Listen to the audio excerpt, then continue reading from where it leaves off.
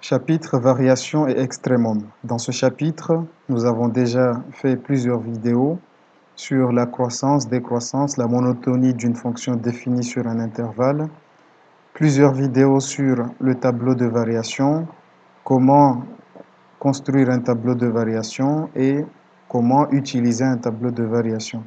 Nous avons également étudié les variations d'une fonction affine et nous avons vu que la variation d'une fonction affine dépend de son coefficient directeur. Si tu n'as pas encore vu ces vidéos, je t'invite à aller les regarder avant de poursuivre dans celle-ci. Pour cela, il te suffit de cliquer sur le lien qui s'affiche en haut à droite. Dans cette vidéo, nous allons étudier les variations des fonctions de référence. Parmi les fonctions de référence, il y a la fonction carré, la fonction inverse, la fonction racine carrée et la fonction cube. Ce sont des fonctions sur lesquelles j'ai déjà fait plusieurs vidéos. Si tu ne les as pas encore vues, je t'invite également à aller les voir car ils te permettront de bien comprendre cette vidéo. Pour cela, il suffit de cliquer sur le lien qui s'affiche en haut à droite.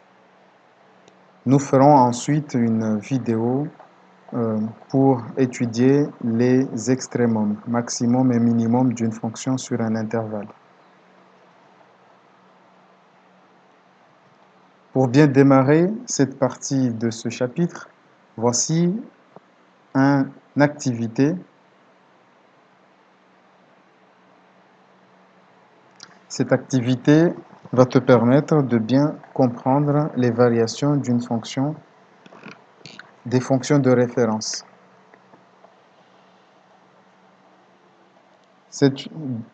Pour bien faire cette activité, tu auras besoin de ta calculatrice ou de ton ordinateur car il y a besoin d'utiliser l'un ou l'autre.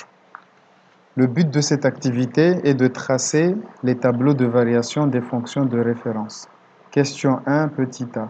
On considère la fonction carré définie sur R par f de x égale à x carré à l'aide d'un logiciel de géométrie dynamique ou d'une calculatrice, obtenir le tracé de la courbe de la fonction carré.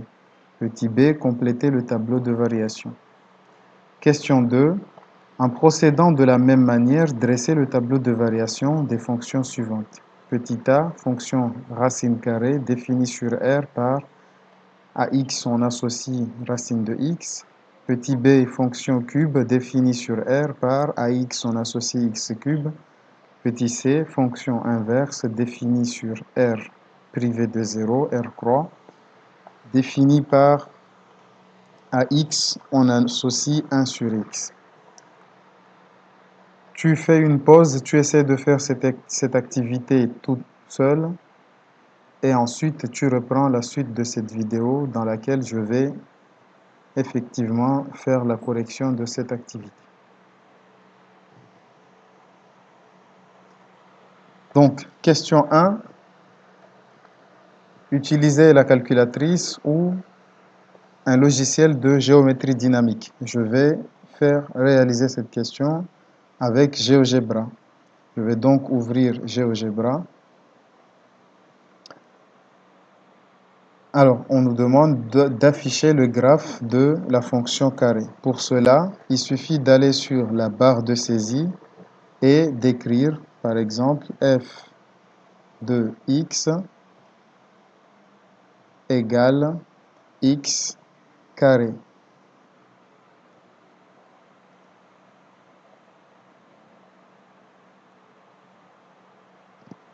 X carré. Et voilà. Ensuite, je fais entrer la fonction. J'ai le graphe de la fonction carré ici.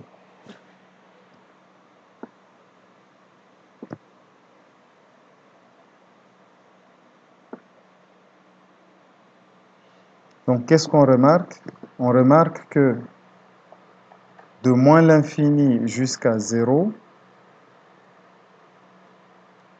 la courbe, elle descend.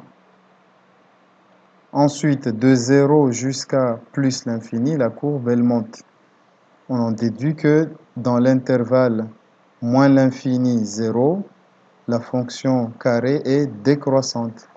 Dans l'intervalle 0 plus l'infini, la fonction carré est croissante. On peut donc noter que graphiquement, d'après le graphique, la fonction carré est décroissante sur l'intervalle moins l'infini 0 et elle est croissante sur l'intervalle 0 plus l'infini. On en déduit donc son tableau de variation comme ceci. La fonction est définie dans R, donc de moins l'infini à plus l'infini. Elle est décroissante de moins l'infini à 0. L'image de 0, c'est 0. Puis elle est croissante de 0 à plus l'infini.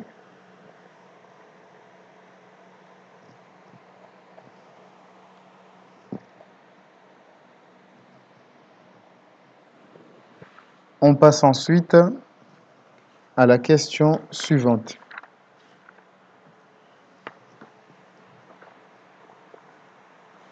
En procédant de la même manière, dressez le tableau de variation des fonctions suivantes. Petit a, fonction racine carrée définie sur R. La fonction racine carrée, donc je fais pareil. Je vais ouvrir GeoGebra.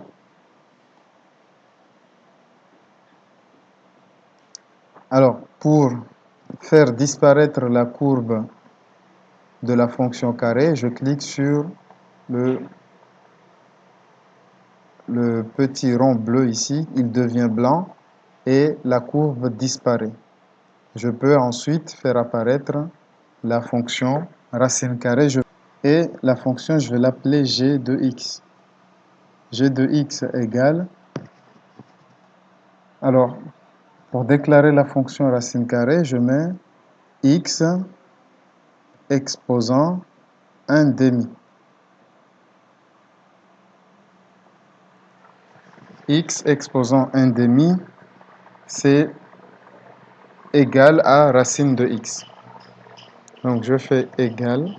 Voilà, la courbe, elle est dessinée ici. Qu'est-ce qu'on remarque? On sait qu'elle est définie de 0 à plus l'infini. Et de 0 à plus l'infini, la courbe de la racine carrée, elle augmente. Donc on en déduit que de 0 à plus l'infini, la fonction est croissante. On peut donc noter que d'après le graphique, la fonction racine carrée est croissante sur 0 plus l'infini. Donc, son tableau de variation est le suivant. De 0 à plus l'infini, la fonction, elle est croissante.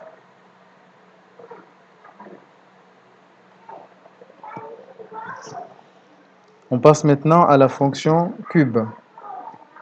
Pareillement, je vais ouvrir GeoGebra. Je cache la fonction racine carrée et je vais déclarer une nouvelle fonction h de x égale x exposant 3.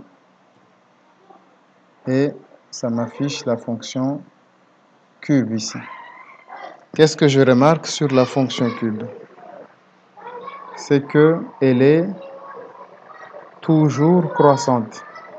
De moins l'infini à plus l'infini, elle est croissante.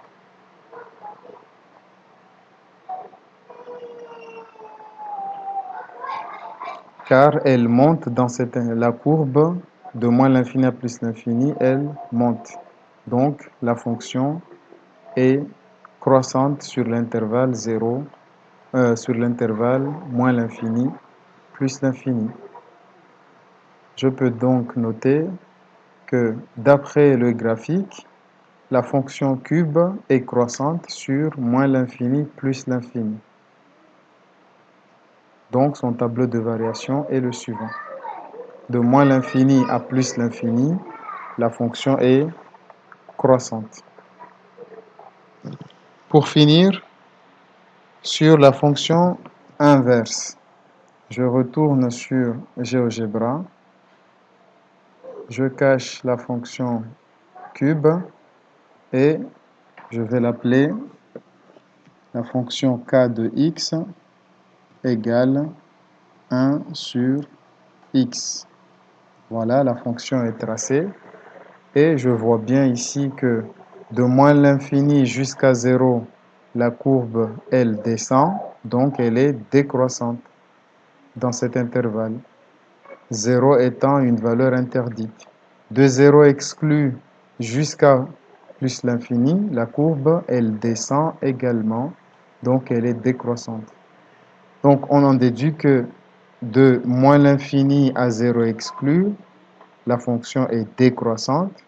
Ensuite, de 0 exclu jusqu'à plus l'infini, elle est également décroissante.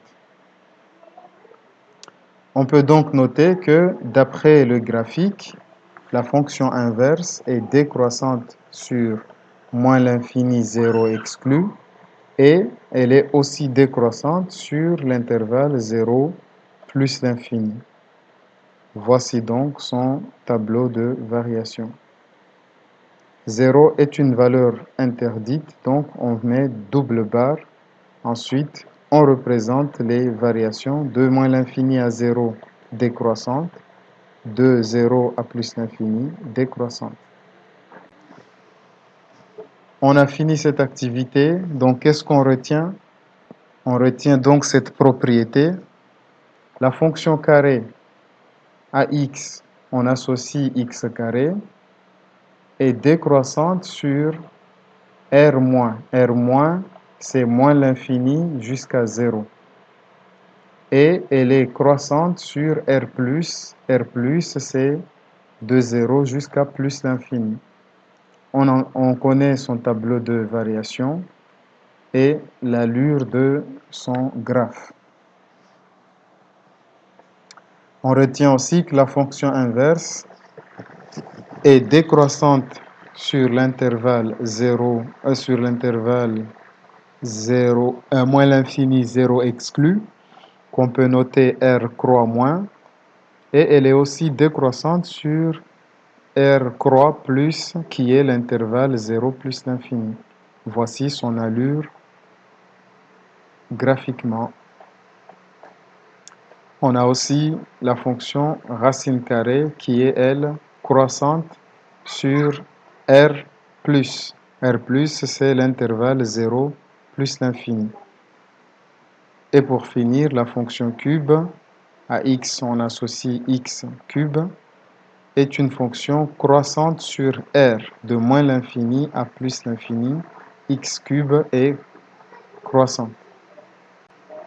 On va maintenant démontrer ces propriétés.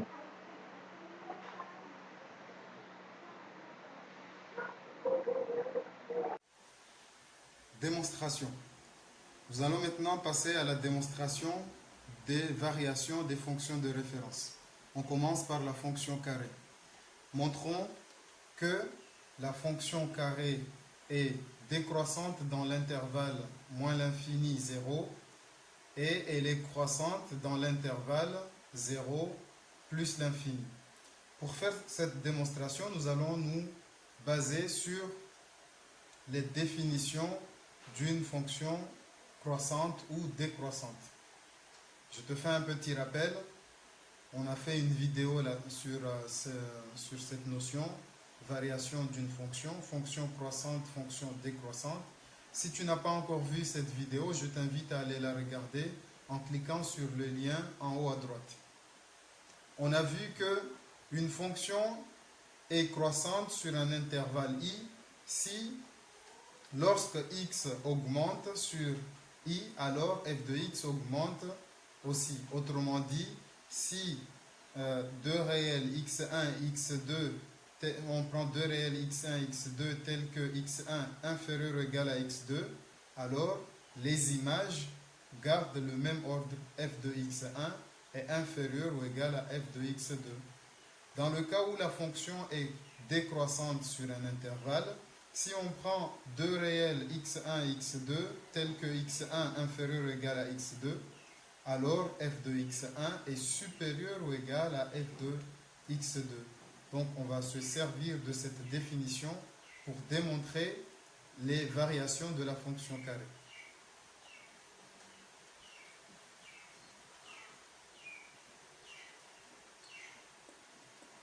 Soit x1 et x2, deux valeurs réelles.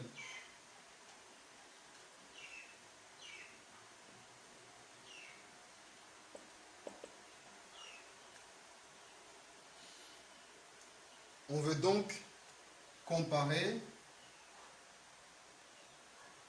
x1 inférieur ou égal à x2 et on veut comparer selon la position de x1 et x2 leur carré. Pour cela, on va se servir d'une astuce. On sait que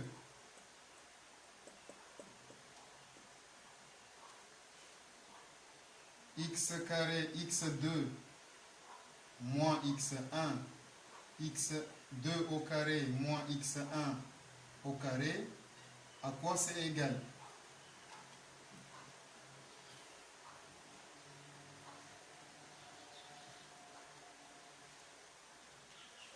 Pour factoriser cette expression, on utilise les identités remarquables. J'ai fait une vidéo sur les identités remarquables.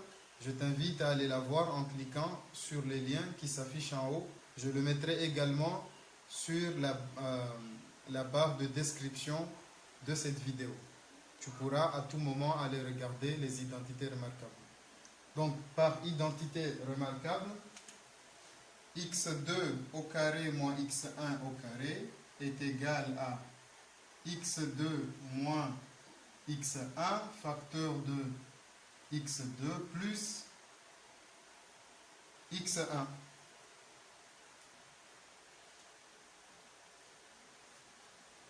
On va d'une part démontrer que si x1 et x2 sont des valeurs négatives, sont dans l'intervalle moins l'infini 0, alors les images par la fonction carré vont changer de sens. Et ainsi, on démontrera que la fonction carré est décroissante dans cet intervalle. Donc, dans l'intervalle, on prend si x1 inférieur ou égal à x2 inférieur ou égal à 0. On prend deux valeurs négatives, mais dans cet ordre. x1 est inférieur à x2.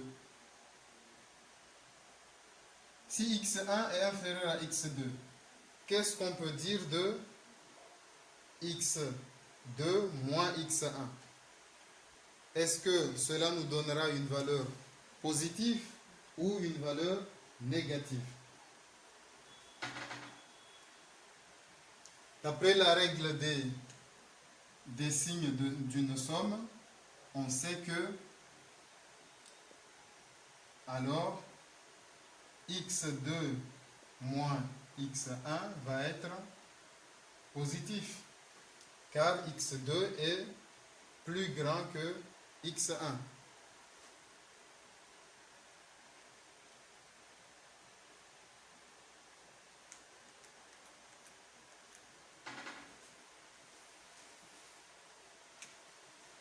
Par contre, x2 plus x1, lui, va être négatif, car il s'agit ici de valeurs négatives. J'ai une valeur négative moins une valeur négative. Ici, moins, ça va devenir plus. Et comme x2 est plus grand ici que x1, cette opération va donner une valeur positive. Ici, j'additionne deux nombres négatifs. L'addition de deux nombres négatifs donne un résultat qui est négatif. Ceci étant positif, ceci étant négatif, le produit, on a donc x2 moins x1 facteur de x2 plus x1 qui est négatif. Négatif pourquoi? Car c'est le produit de deux valeurs. Celui-là étant positif, supérieur à 0. Par contre, celui-là, il est négatif. Plus fois moins, ça donne moins, donc le résultat est négatif. On en déduit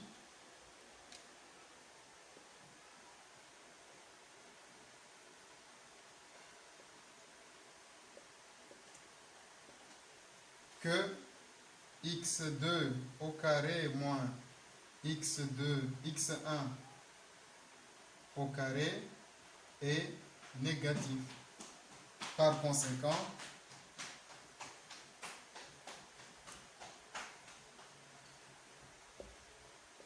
x2 est donc au carré est donc inférieur ou égal à x1 au carré. On est parti de x1 inférieur à x2 et on démontre que x2 est au carré est inférieur à x1 au carré. Donc par définition d'une fonction décroissante, la fonction carré est décroissante sur l'intervalle 0 moins l'infini 0. La fonction carré est décroissante sur l'intervalle moins l'infini 0. La démonstration dans l'intervalle 0 plus l'infini est similaire.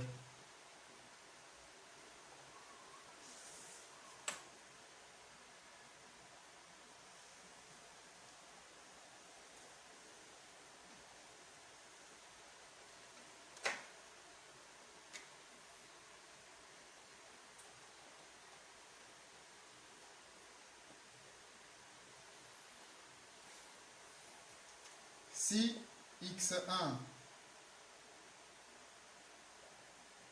inférieur ou égal à x2, mais que les deux valeurs sont positives. C'est-à-dire, ici, ils sont tous les deux supérieurs à 0.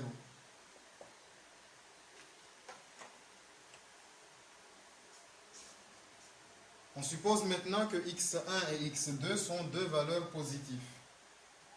Donc si x1 étant positif est inférieur ou égal à x2, qu'est-ce qui se passe sur ces deux facteurs? Alors, x2 moins x1, j'ai un nombre plus grand ici que x1, je soustrais un nombre plus grand que x1, donc le résultat va être positif. Pareillement ici, j'additionne deux nombres positifs, x2 plus x1 est aussi également positif. On en déduit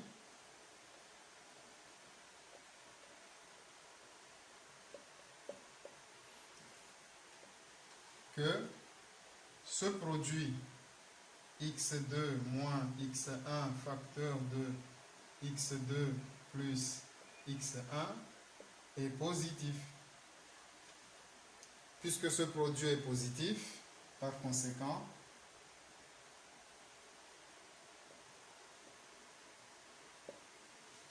x2 au carré moins x1 au carré est positif. Ce qui est équivalent à x2 au carré supérieur ou égal à x1 au carré. On suppose, on prend deux réels dans cet ordre et les images, ici, lorsqu'on les fait passer au carré,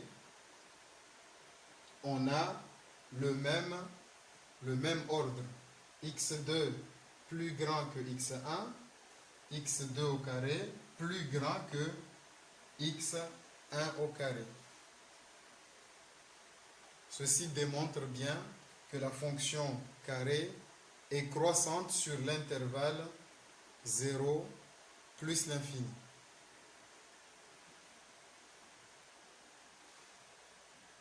On passe maintenant à la démonstration de la fonction inverse.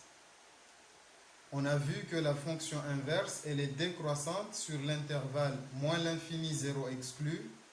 Elle est décroissante aussi sur l'intervalle 0 exclu plus l'infini. On va le démontrer en se basant sur la définition d'une fonction croissante ou décroissante.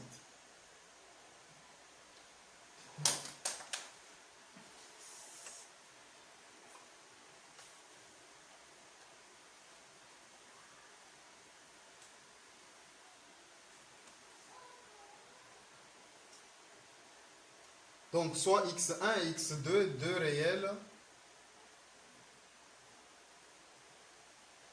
tels que x1 inférieur ou égal à x2.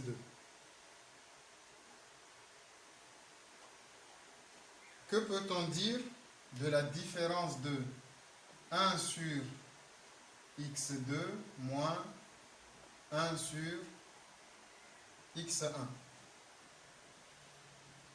Pour pouvoir étudier cette expression, on va le mettre au même dénominateur. Pour cela, il suffit de multiplier chacune des fractions par l'inverse, par le dénominateur de l'autre. Donc, j'ai x1 sur x1 fois x2 moins x2 sur x1 fois x2. Une fois que j'ai mis au même dénominateur, je peux donc écrire que c'est égal à x1 moins x2 sur x1 x2.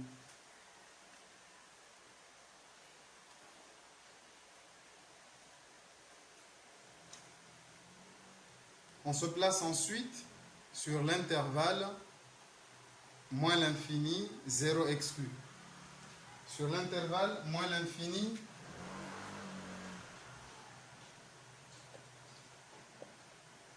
zéro exclu. x1 inférieur ou égal à x2, mais tous les deux sont des valeurs strictement négatives, inférieures strictement à 0. Qu'est-ce qui se passe pour cette fraction?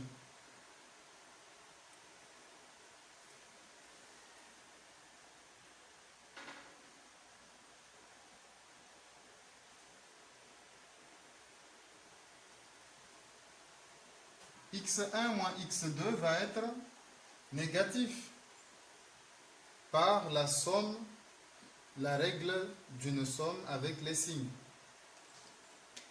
On a x1 moins x2 qui est négative. Et x1 fois x2, on multiplie deux nombres négatifs.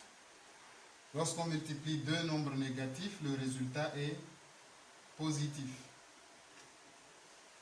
Le numérateur est négatif, le dénominateur est positif, donc la fraction est négative.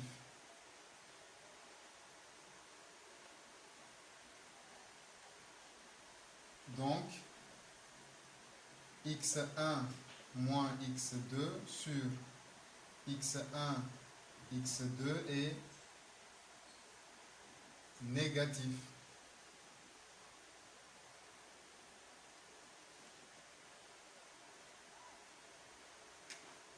Par conséquent,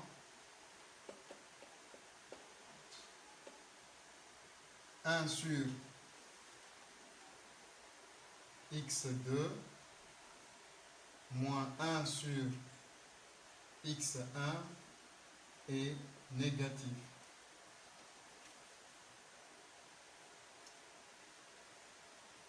Par conséquent,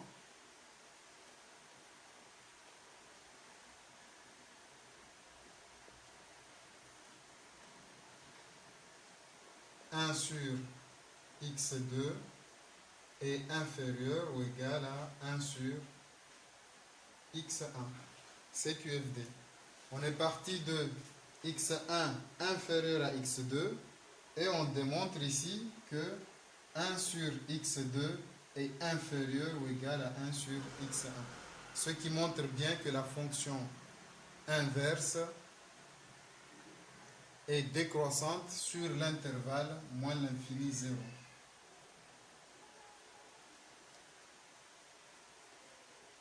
Pour démontrer dans l'autre intervalle, la démonstration est quasiment similaire.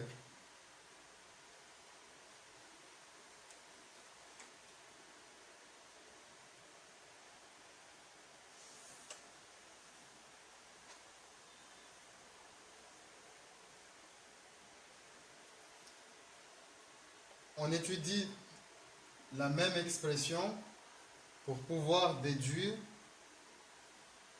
et comparer 1 sur x2 et 1 sur x1.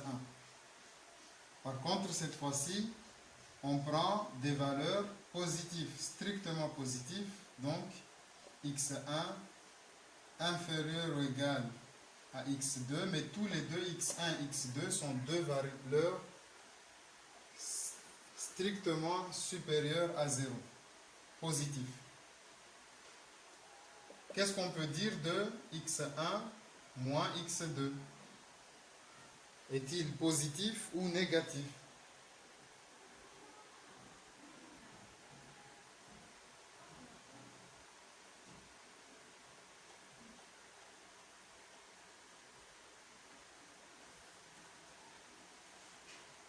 Ici, il est forcément négatif.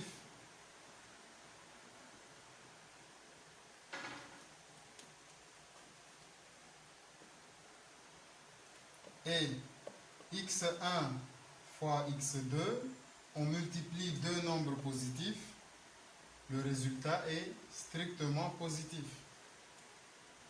Donc, la fraction x1 moins x2 sur x1, x2 est négatif. Car le numérateur est négatif, le dénominateur est positif. D'où 1 sur x2 moins 1 sur x1 est négatif. Par conséquent,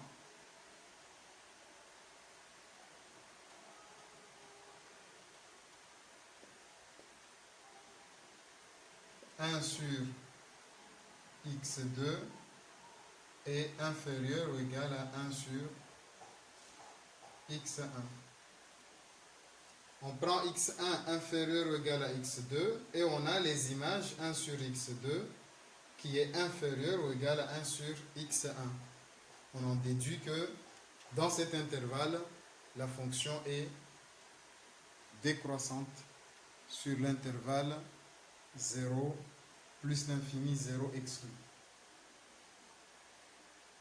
On passe maintenant à la démonstration de la variation de la fonction carré. On a étudié que la fonction carré est croissante sur l'intervalle 0 plus l'infini. Démonstration.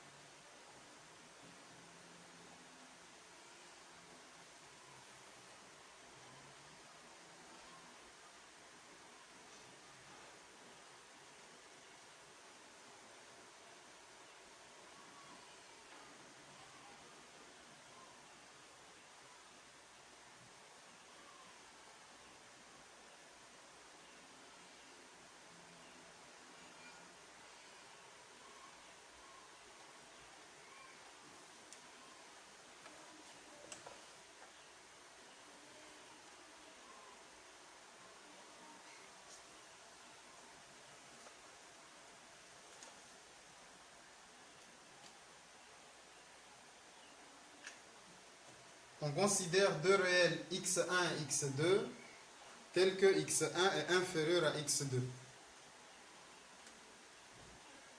x1, on peut le réécrire différemment. C'est égal à racine de x1 au carré. Pareillement, x2, je peux l'écrire, dire que c'est égal à x1, x2, pardon, au carré. x1 et x2 sont deux réels positifs, dont les carrés sont positifs. Les carrés étant positifs, donc si on compare les carrés, deux valeurs positives, leur carré va être dans un sens. Si on prend le carré, ici, ils vont eux aussi garder le même sens des inégalités.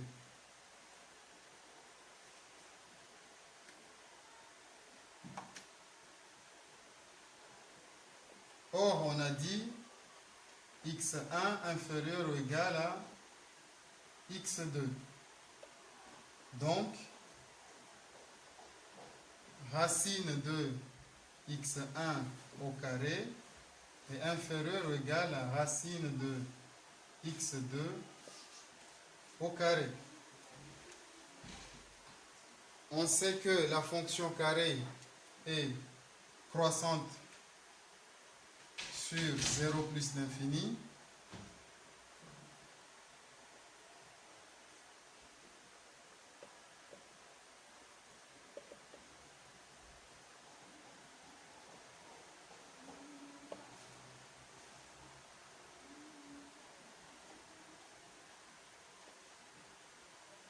Sur l'intervalle 0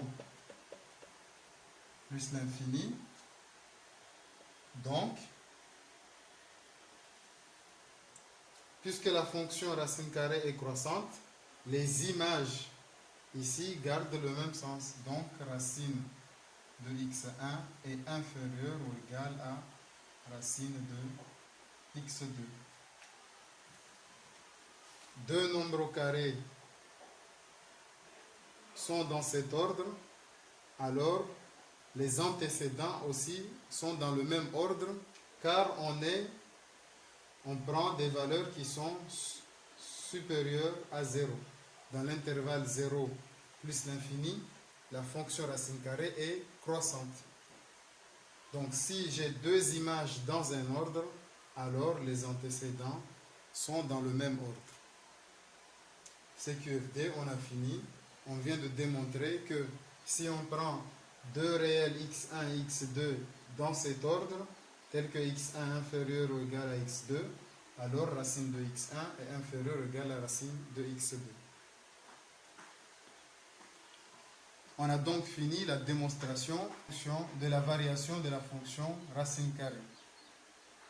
Pour la fonction racine cube, je te laisse le faire. La démonstration n'est pas très éloignée de celle que tu viens de voir. Donc, à toi de jouer, fais-le et envoie-moi ta copie.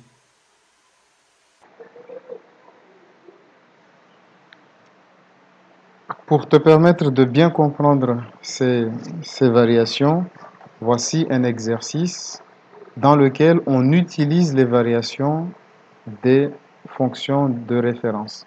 Utiliser les variations d'une fonction de référence. Question 1. Comparer les nombres 2,1 au carré et 4 au carré sans effectuer de calcul. Pour comparer deux nombres, il s'agit ici de dire lequel est plus grand que l'autre, lequel est plus petit que l'autre, ou s'ils sont égaux, ou si les valeurs sont égales. Question 2. Résoudre l'inéquation x carré inférieur strictement à 4 pour tout x appartenant à R. Pour te permettre de faire cet exercice avant de regarder la suite de la vidéo, voici quelques conseils. Conseil numéro 1, on identifie les nombres à comparer comme image d'une fonction de référence. Ici, en l'occurrence, il s'agit de la fonction carré. Conseil numéro 2, on utilise alors les variations de la fonction identifiée pour comparer les images.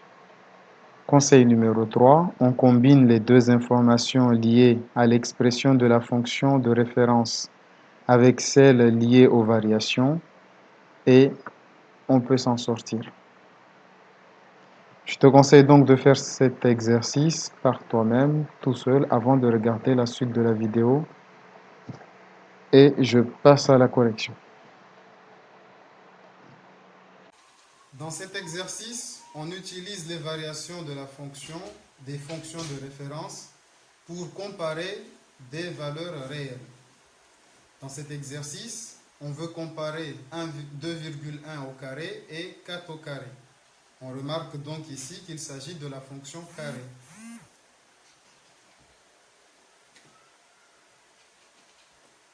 Soit f, la fonction à x, on associe x carré, c'est la fonction carré. On remarque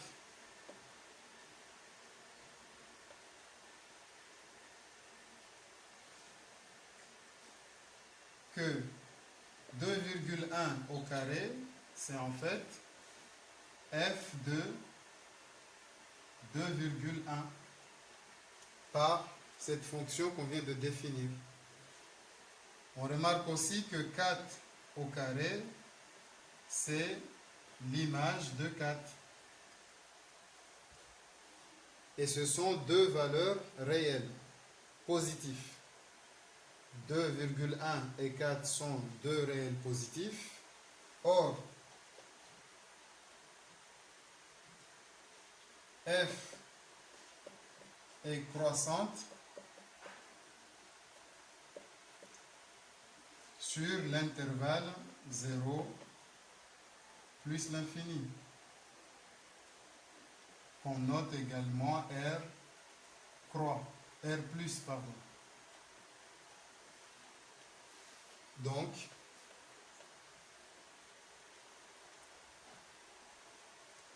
puisque 2,1 est inférieur à 4, on en déduit que 2,1 au carré est inférieur à 4 au carré.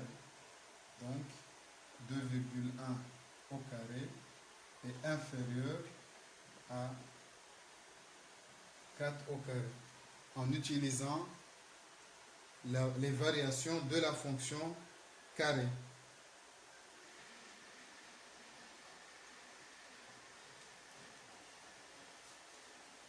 Si on peut même ajouter car 2,1 est inférieur à 4.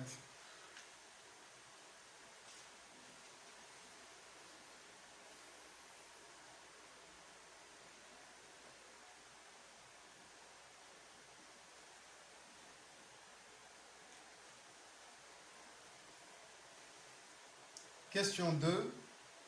Résoudre dans R l'inéquation x carré strictement inférieure à 4 en utilisant les variations de la fonction carré toujours.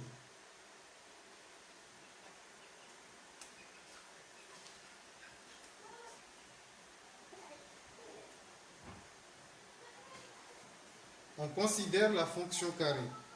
On connaît son tableau de variation. Le tableau de variation de la fonction carré de moins l'infini à plus l'infini, décroissant dans cet intervalle et croissant dans l'autre. On sait d'autre part que l'équation x carré égale 4 admet deux solutions.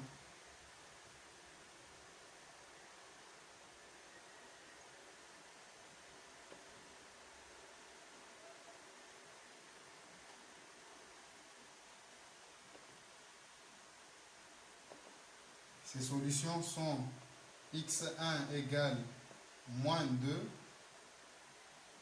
2 et x2 égale 2. On va donc faire la remarque suivante. Moins 2 est dans l'intervalle moins l'infini 0 qui se trouve ici. 2 est dans cet intervalle.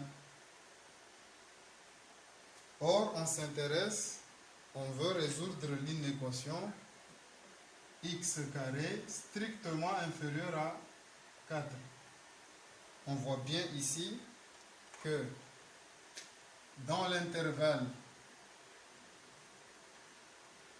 moins 2, 2, la courbe elle est en dessous, juste en regardant le tableau de variation. Ici j'ai 4, ici j'ai 4.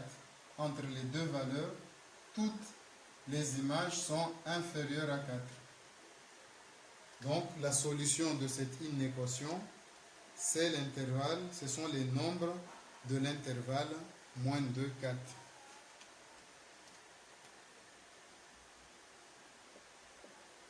Donc, les solutions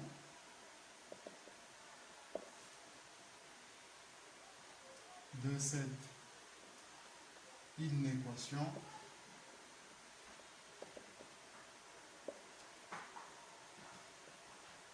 sont les nombres de l'intervalle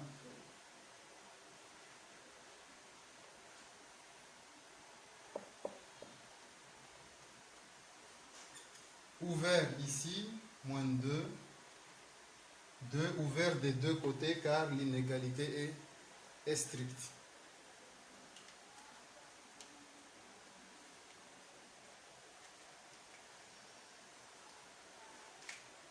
On a fini cet exercice. Maintenant, à toi de jouer. Voici 2 exercices. Tu fais ces exercices et tu me les rends avant lundi prochain. Avant lundi prochain, ces exercices sont à faire et à rendre. Je te souhaite donc beaucoup de courage. Dans l'exercice 5, il s'agit de comparer deux nombres. En l'occurrence ici, ce sont deux nombres au cube.